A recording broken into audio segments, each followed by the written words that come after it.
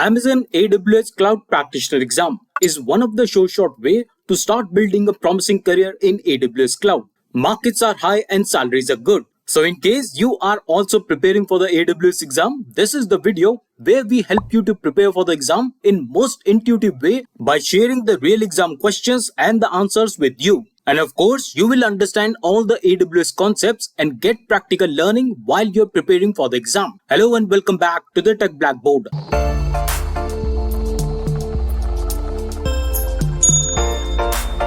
And here comes the first question for today, question number 116, part 12. The question says a company would like to benefit from the advantages of public cloud, but would also like to keep the sensitive assets in its own infrastructure. Which deployment model should the company use? Options are option A, private cloud, option B, public cloud, and option C, hybrid cloud. Now friends, from the question itself, you can get the hint of the answer. Here they're already saying that the company wants the advantages of public cloud, while they also want to keep the sensitive assets in their own infrastructure. And what's the meaning of own infrastructure? Well, own infrastructure means private cloud. So this is the combination of public cloud and private cloud. And that's why option C, hybrid cloud, is the correct answer. And this is from the fact that using hybrid cloud deployment model allows you to benefit from the flexibility, scalability, and on-demand storage access while keeping the security and performance of your own infrastructure. So hybrid cloud is a combination of public cloud and private cloud.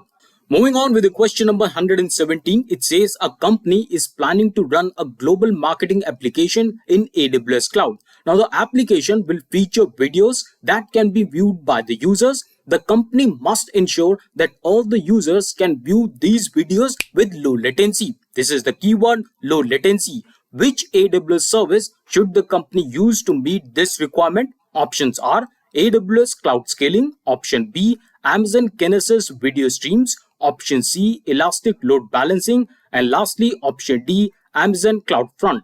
And the correct answer for this question is Amazon CloudFront. So friends, whenever in the question you see keywords like low latency, videos, then go for the Amazon CloudFront.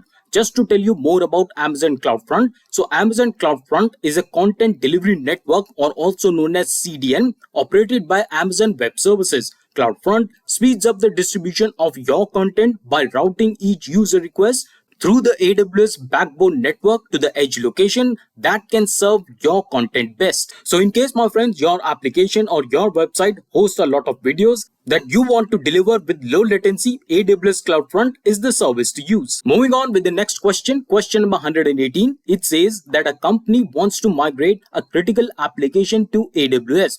Now the application has a short runtime and the application is invoked by the changes in the data or by the shifts in the system state. And then it says the company needs a compute solution that maximizes operational efficiency and minimizes the cost of running the application. Which AWS service should the company use to meet these requirements? Options are option A, Amazon EC2 Spot Instances, Amazon EC2 Reserved Instances, option C, AWS Lambda, and option D, Amazon EC2 On-Demand Instances. And the correct answer for this question is option C, AWS Lambda. So AWS Lambda is a serverless event-driven compute service that lets you run your code for virtually any type of application or the backend service without provisioning or managing the servers. So here in the question you can read the application has a short runtime, and it also says the application is invoked by the changes in data or by shifts in system state. So what does that mean? Well, it clearly means that the application is event driven, and whenever you have an application which is event driven or it is invoked by any changes in the data or the states, then in that case AWS Lambda is the best service to use. And in case you're coming from the Microsoft Azure background, Azure Functions is the counterpart service for AWS Lambda. And you can also read that you can trigger Lambda for over 200 AWS services and software as a service SaaS application and only pay for what you use. And this one here, my friends, only pay for what you use, is directly linked to the requirement given in the question that says minimizes the cost of running the application. So just so you understand that AWS Lambda, which is essentially just a piece of code, only triggers when a specified event occurs. Moving on to the next question, question number 119 says that which pillar of AWS well-architected framework refers to the ability of the system to recover from infrastructure or service disruptions and dynamically acquire computing resources to meet the demand. Options are security, option B reliability, option C performance efficiency, and lastly cost optimization. And the correct answer for this question is option B, reliability. Now friends, the reliability pillar is about the ability of a workload to perform its intended function correctly and consistently when it's expected to. And this includes the ability to operate and test the workload through its total life cycle. And with that, let's jump on to the next question. Question number 120 says, what is not authorized to do on AWS according to AWS acceptable use policy? Options are building a gaming application, option B, deploying a website,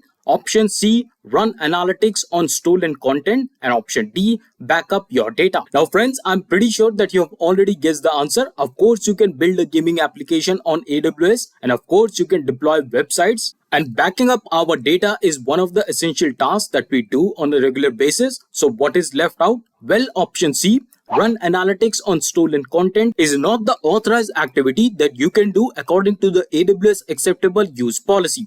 Moving on to the question number 121, it says which of the following is a critical design concept for architecting cloud application? And given options are option A, use the largest instance possible, option B, provision capacity for peak load, option C, use the Scrum development process, and lastly option D, implement elasticity. And the correct answer for this question is option D, implement elasticity. Now friends, you may ask, what exactly is elasticity? Well, elasticity is the ability to acquire the resources as you need them and release the resources when you no longer need them. And friends, to understand elasticity, just think of a rubber band in your hand. So you can expand the rubber band as you want, and when you release the rubber band, it comes back to its original state. And similarly, you can acquire resources in the cloud computing as much as you want, and you can release them when you no longer need them. And similarly, my friends, just like a rubber band, you can acquire the resources in AWS Cloud, and when you no longer need them, just release them. And the beauty of AWS Cloud, or any other cloud for that matter, is that you pay for what you use. And with that, let's move on to the next question. Question number 122 says that a large company has multiple departments. Now, each department has its own AWS account. Each department has purchased Amazon EC2 reserved instances, but then some of the departments do not use all the reserved instances that they have purchased, and other departments, on the other hand, need more reserved instances than they have purchased. And the company needs to manage AWS accounts for all its departments so that the departments can share the reserved instances. Which service or the tool should the company use to meet these requirements? The given options are AWS System Manager, option B, Cost Explorer, option C, AWS Trusted Advisor, and lastly option D, AWS Organization. And the correct answer is option D, AWS Organizations. And we have discussed AWS Organizations in a greater detail in previous parts as well. Also have taken some different questions on AWS Organizations. So my friends, if you wish to watch the previous parts, the links are right there in the description box. But just to touch base, AWS Organizations is an account management service that enables you to consolidate multiple AWS accounts into an organization that you create and centrally manage. And here in the question, you can also see that we have multiple departments and each department has its own AWS accounts. And that's why to manage all these AWS accounts more efficiently and centrally, we need AWS Organizations. Moving on, question number 123. Question says that you only want to manage applications and data. Which type of cloud computing model should you use? Your options are on-premises, option B, infrastructure as a service or IaaS, option C, software as a service or SaaS, and lastly option D, platform as a service or PaaS. And the correct answer is option D, platform as a service or PaaS model, because this is the best model to use when you want to manage application and data on your own. Question number 124. Question says that which AWS service or feature can a company use to determine which business unit is using specific AWS resources? Options are AWS Inspector, option B, Cost Allocation Tags, option C, Key Pairs, and lastly option D, AWS Trusted Advisor. And the correct answer for this question, can you guess it, is option B, Cost Allocation Tags. And just to increase your understanding on AWS tags, you can use the tags to organize your resources and cost allocation tags to track your AWS costs on a detailed level. And friends, after you have activated the cost allocation tags, AWS uses the cost allocation tags to organize your resources cost on your cost allocation report to make it easier for you to categorize and track your AWS cost. So what's the learning here for you? Well, tags is a wonderful service that you can use to efficiently manage the cost of your AWS resources, and tags is also available in other cloud services. And friends, the importance and the utility of tags can be determined from the very fact that a similar concept or exact same concept is also available in Microsoft Azure and Google GCP. And you know what? Using tags is absolutely free. So go ahead and explore this wonderful service. Now coming to the question number 125, which says which security related duty is AWS accountable under the AWS shared responsibility model? Your options are option A, lifecycle management of IAM credentials, option B, physical security of global infrastructure, option C, encryption of Amazon EBS volumes, and option D, firewall configurations. And the correct answer for this question is option B, physical security of global infrastructure. So friends, those were the 10 latest questions to boost your preparations on AWS Cloud Practitioner exam. If you like the questions and the overall content, please give this video a thumbs up, as this is the only way for us to expand, because when you like the video, the YouTube consider that video worth spreading. And of course, subscribe to the channel and press that bell icon as we bring a lot of content on AWS and Microsoft Azure certifications. Links to all the videos are shared in the description box and also available in the I button on the top right corner. And that's all for today. I will see you in the next video. Till then, stay fit, keep learning, and thanks for watching.